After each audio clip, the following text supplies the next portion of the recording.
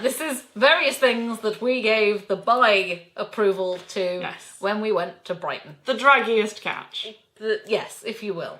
Not all of it is drag-related things, but a lot of it is. Yeah, basically everything that Vicky bought is. All of my stuff is just random stuff that I wasted money on. Obviously, Brighton is an amazing place to go and has literally 20 million charity shops. All of them are on the same street as the same place where we had breakfast a bunch of times, which was really nice, which was the Al Campo Lounge. Yes. Which was really delicious. So it's on that street. If you Google the Al Campo Lounge, you can find that street. And we literally just went like into one charity shop, bought a thing, then went into the next one, bought a thing, and then just like... It was like the tour of capitalism. Yeah. This, which I thought was lovely and Roddy would appreciate, it's just like a sort of a quilted gilet kind of thing. To be worn, I feel, with jeans and wellies, probably. And with like if you're a woman with like a big blonde bun on your head and your name is Felicity, yeah, like you have to change your name. Or if you're a guy with like this with flat cap, red trousers and a tweed flat cap, yeah, sarcastic flat, and your name is something like Keith. I know that guy. Yeah, his name is Keith. This is my absolute favourite. I may actually save this for last. Put it on! This is my absolute favourite. It's something that's Roddy's going to wear. And it's what I'm calling my evil Batman game show host jacket. Because look at the collar. It's pinstriped, which is wonderful, but in a very subtle kind of pinstripe. The collar is weirdly pointy. So it has these wonderful like demon lapels here. And it has this lovely lining as well. And it's fantastic. And it fits me perfectly. By which I mean it's like got massively padded shoulders, so it turns me into a giant rectangle. It's awful and trashy and no one with good taste would wear it, and therefore it's mine. A bunch of things. There's some more Roddy stuff, which is mostly ties and braces. And then I bought quite a few pairs of shirts. Pairs of shirts? Pairs of shirts. Pairs of shirts. There's 3 of them. 3 shirts is now a pair of shirts. These are for Waylon, who is a character who doesn't get a lot of airtime, but will hopefully soon. This is a very, very shiny shirt. It's wonderful. But Waylon is kind of a country bro douchebag, the kind of guy who sings about picking up girls in his truck. Putting them down again. Going on the tail bed and lining one up and her-de-gur-de-gur. So he's a lot of fun and he needs some new shirts, so I got him some new shirts. Like these ones, which are all slightly shiny. Yeah. This is a Joe Brown's shirt. This is Joe Brown's shirt. I'm really proud of this because like they go for quite a bit if you buy them from the catalogue. But look, it has all of the little embroidery around the front of it, so that's cool. And someone outside is ordering Domino's at midday. Midday on a Saturday. He's not even wearing clothes. And also for Waylon. I found this. Sarah found this. This Best is amazing. friend points go to Sarah. This is the most beltiest belt. It has like the little silver tips on it. That are it has 2 buckles and 2 belts on this belt. That's how belted it's so Waylon belty needs to be. And it looks like something Danny Trejo would wear, and I love it. I think you should just wear this in your day-to-day life. Yeah, just general, like just across your body with a shotgun in it. That's basically all of the drag charity shop stuff I found. However, yes, we also went into the big second-hand shop that I forgot the name of. As a turnstile entrance. I think it's something like Snoopers Paradise. Snoopers Paradise. Boom! Yeah. Detective. It's amazing, and it's like a sort of a junk. Yeah, it's like different kind of stalls throughout, but you pay at the same desk, but everything is like labelled as coming from one particular stall. This is the second time we've been in the shop. The first time we went in the shop, we were quite scared because it just goes on forever. Like you think you've reached the end of the shop, and then you haven't. Then you there's move more a coat, stuff, and there's like bajillions behind it. You're not allowed to film, you're not allowed to take photos, which is a little bit annoying because some of the stuff we saw was like, this is fantastic. I'm not going to buy it. I'm not going to buy it because it's like 40 quid because it's an actual antique vintage smoking jacket or something. But it's expensive in that there is more money that I would want to spend on an impulse buy. But if I lived in Brighton and there was one particular thing that I wanted, I could see myself saving up for that particular thing. You know? True. I mean, I think the problem I have with it is a lot of vintage stuff is made out of like things like rayon and nylon, and it's quite cheap fabric. And it's not particularly good quality, but you're paying like £40 for it because it's old. Yeah. Whereas antique things are made of like solid oak. I realise that's not like a clothing comparison, but they actually are worth the money, and they're durable, and you'll have them for a really long time. Whereas like a rayon dressing gown, you're just going to go foot, and then the whole arm will come off. So there's a lot of question of cost versus worth, but it's amazing to just go and waste time in the shop, and like I still ended up spending a lot of money on things. I think for a tenner or thereabouts, I got all of this, and all of this is fabric and stuff. I've got like bits of lace to make bonnets with for Sweet Lord Wise, because we have more of those coming up, and definitely I like making bonnets. There's some amazing bits of these are like fabric samples from like the fabric book of like you find in an upholstery for like carpets or there's not carpets, no, like curtains. That's the word I was looking for. That other thing. It's like willow pattern scenes stuff, in them. And it's really cool. And they're wonderful. Bonnet size! Yes. Bonnet size, but also I feel like I could do something really nice with just like taking, that one's not such a good example, but there's one where it can have like a complete scene there and just sort of like patch that over the back of a jacket or something. I feel like that would look amazing. Yeah. So I've had to have them, basically. I couldn't leave them in the off-cut box. But yeah, between the lace and this, that was like £10, which you would get asked for about the same if you went to a fabric shop to get a ton of lace and some like decent sized squares of fabric. So pretty good, and you're not going to see a lot of the sample cuts anywhere. And then, of course, because we are shameless corporate whores, we went to Lush, because Lush... It's like the least corporate you can be. I know, but it's still like, every time I go in there, it's like, oh, I'm going to spend so much money here. There was a perfume that I really wanted. Is that the Dear John perfume? Yeah. Oh, the Dear John perfume. Such a gorgeous smell. I've been into the Bristol Lush 4 times in the last week just to smell it again. It's so expensive because you have to get like it's one of the few perfumes that they don't do a little tin of like the solid Vaseline wax of it. So it's like £15 for like a bottle like that. And it's good value for a bottle because you know you're only going to use like 1 squirt or so a day. Oh no, I soak myself. Yeah, well it's quite a like. So good. Quite a noticeable. Yeah. It's a sort of. It's more like a cologne than a perfume. Really. It's a very manly smell. Apparently, it was part of like a Father's Day gift set, and it was designed as like a kind of ode to this guy's dad, and it's very kind of vetiver and like leathery, clovey. It's like old books and going to see a man about a horse. It's just a lovely smell. Yeah, it's a wonderful sort of old timey smell, and you have to get the big bottles of it. That's basically the only way you're gonna... Right, as soon as I get paid, I'm buying it. Oh my god. I'm buying it. It's all mine. And yeah, you know, like with a lot of Lush products, it's like, okay, I know I'm gonna get quite a long amount of use out of this because, well, like it's bar soap or it's bar shampoo or it's like a big bottle of something that you're only really supposed to use like 2 squirts of a day. So you know that you're gonna... get your money's worth out of it, but at the same time that's quite a lot to pay up front. You know, it's like... Well, especially for me, because I haven't been paid for this month. But I mean, no money. For anyone, it's like, there's that part of your brain that goes, okay, I could spend... Yeah, like I could spend £6 on this bar of soap that's going to keep me 3 months, or I could spend £2 on a bottle of shower gel that's only going to last me 1 month, but... I have £2 on me right now, whereas £6 is quite a lot to spend on a bar of soap. I can't remember the name of it, but it's like a coconut shampoo bar. Trichomania. Is it? I think it's Trichomania. Okay. I got some as well. It looks and smells like coconut ice. It's fantastic.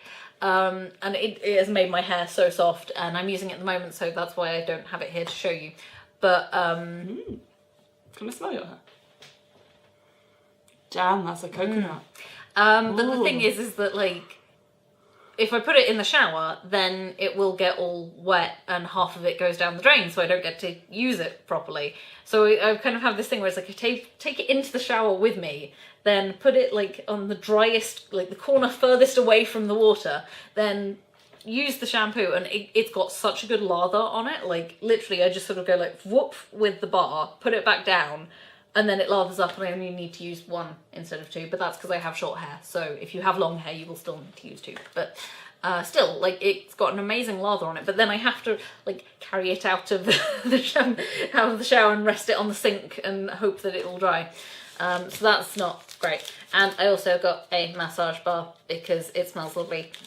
And it's each peach and two's a pear, which I just like as a name. That's pretty much all I bought. And I bought some jeans, but they're just jeans. I went to Lush. I got tea tree water. I actually, oh, it's leaking. That's not a good start. My hands are wet. So I actually bought like the little bottle of this a couple of weeks ago when I dragged my parents to Lush. I didn't prime it.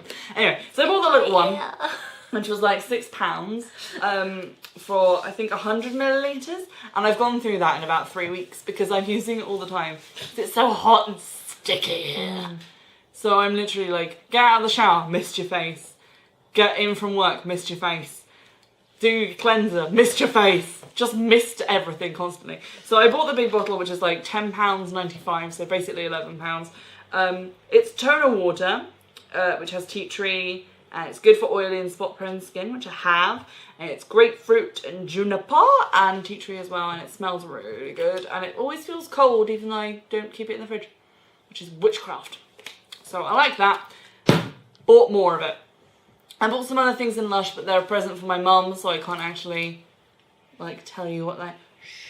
I got some other things in other shops as well that I can't show you because they're a surprise, but I'm sure you'll deal with that. The other thing I bought was Deto's. And I was very scared. I shopped around for these. Like every charity shop we went into. Please stop waving them at me. Had knitting needles.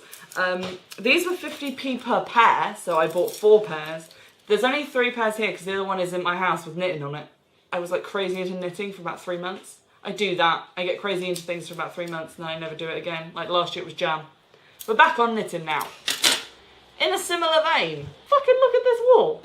It's so colourful and it looks like gummy worms, like pastel gummy worms. And it's seriously chunky. And the name of it I found the other day, shade 304 Flamingo. Flamingo! So I bought like 4 balls of that. I bought 2 other balls of seriously chunky, but that was just teal. Yeah. If you follow me on Instagram, you've probably seen pictures that I took with my teal wool on the beach. Like an artistic cow. So that's good. And I've already started doing like a scarf with that, and it's so soft and lovely. I might have to buy more of it. I got these in a charity shop. These are super long pearls. Look at that. Fucking hell. I bought them because I want to wear them with my selection of scabby t-shirts with my other pearl necklace because I thought that would be cool. Fuck, they're cold. The other thing that I bought is this, Smells so good. which is drugs. But this is vanilla extract, 20 mils of vanilla extract. So it smells really good. I use a lot of vanilla extract in things because I'm poor and I can't afford vanilla pods. But it smells like... It smells like vanilla beans. It like smells... It's vanilla extract that's definitely come from a vanilla pod instead of vanilla extract that you get in shops, which is like watered down essence. I usually use either Marks and Spencer's vanilla extract or that one that they use on the Great British Bake Off that comes in a big brown bottle and it has like a brown label. This smells better, and it was $3.95 for like 20 mils, so used sparingly. Like I probably wouldn't use it in cakes and things, but if you were just making like a vanilla shortbread or something where you definitely taste the vanilla, or ice cream, I would definitely use that. So that's the Spice Shop. I think they have an online shop as well. They do. They did also have vanilla pods, like the whole pods there for more or less the same price, I think. Same sort of price. It is the Spice Shop, as you can see there. This is my smoked paprika, which they had mild, medium and hot, which I love smoked paprika. We all, so good. I will put this in everything. And it's, everything has either little baggies like this or comes in a little tin. No, it doesn't come in a tin. You can buy the tin to yes. keep it in, and the tins are cheaper if you buy them with a bag of stuff. That's it. But the tin has like the name of the thing on it, which is cool. And they do have thespiceshop.co.uk, so if you want to order stuff from there, you can. I would do. The nice thing it has is even if you're like a complete cooking novice like me and you don't really know a lot of like what goes with what, and you're sort of an experimental cooker and you learn by doing, they have on the back of them little descriptors of everything that's like, this Spanish paprika, also known as pimenton de la vera, is of high quality and is characteristic smoky aroma and taste. Add it to soup, stews, cheese or fish dishes. It is amazing. So it has a little like recommendation, what you can use it, what it tastes like, and yeah. And they did all like the stuff like culinary lavender and culinary hibiscus and all the things that I find really hard to find and I end up having to go to Waitrose for. And there was a craft fair.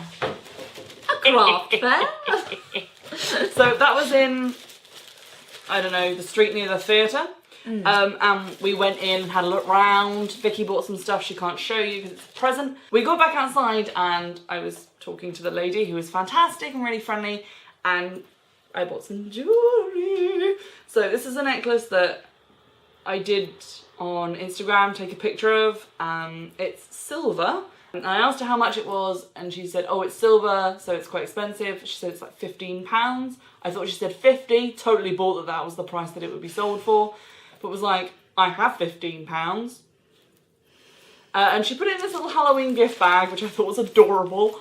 And I still have her card, so if you want to check out her online store, it's little.mortjewels. So Little Mort Jewels at Etsy, or she's on Instagram, Gmail and Facebook. So give that a look. The reason we were down in Brighton was to go to Wordsmith, which is cool. Which is amazing. Vicky performed at it. It was amazing. I will have a link to the Wordsmith Facebook page in the video below. Video below. Description below. Amateurs. But anyway, we were there and I listened to Vicky obviously because I was filming her, so that's why the camera work on that one is so shit. But they were telling some stories, which I'm not going to tell again, but I did buy some things while sitting there on my phone because I could do that. So there's a werewolf erotica novel that some guy in a Mexican prison really wanted to read the sequel to, and that's the point where he sued the prison for like 4 years to be able to read the sequel. So I'm excited. This is used condition from Amazon. Hopefully not by the guy in the Mexican prison. There's a shiv in here. But yeah, so it's called The Silver Collar, and we actually met the lady who wrote it. And it's werewolf erotica about a werewolf hunter and a werewolf, and not usually into straight werewolf erotica, but I'll give it a go. There was also a story about a guy who made up a story about a man who would allow a housemate to live with him for free if that person dressed up for a walrus for 2 hours per day. And Kevin Smith made a film about that, and now I own that film. It's called Tusk.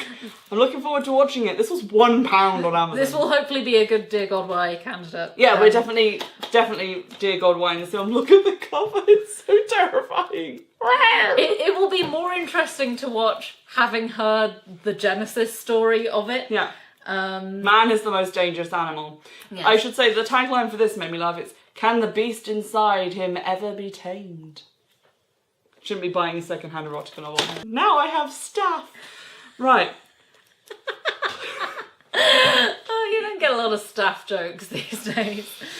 This is quality comedy. Anyway, there's one last thing to show, which I didn't get in Brighton, but because so many of my things were presents from the people that I can't show, I thought I'd include it.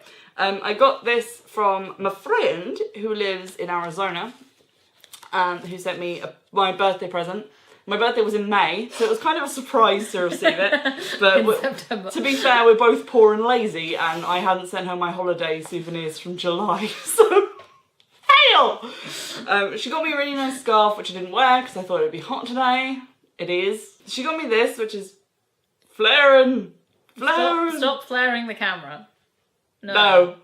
Anyway, it's like a cute little hand mirror, and it is literally a hand mirror because it has like a little palmistry thingy on it, which I think is really cute, and it came in this little pouch so I can keep it in there and it won't get all broken. and I can keep it in my bag and look at myself whenever I want to look at myself. And that came from Peacock Land Accessories, which usually she sends me things via Etsy because otherwise you have to like get the thing and then post the thing. Yeah. So I don't know if this is an Etsy shop or just somewhere in Arizona, but Peacock Land Accessories. This has been a fairly extensive haul. We hauled a lot of stuff. Out of the ocean Yes. with our faces. This has been Dragliest Catch. Bye! Bye! You thought I wasn't going to do it again.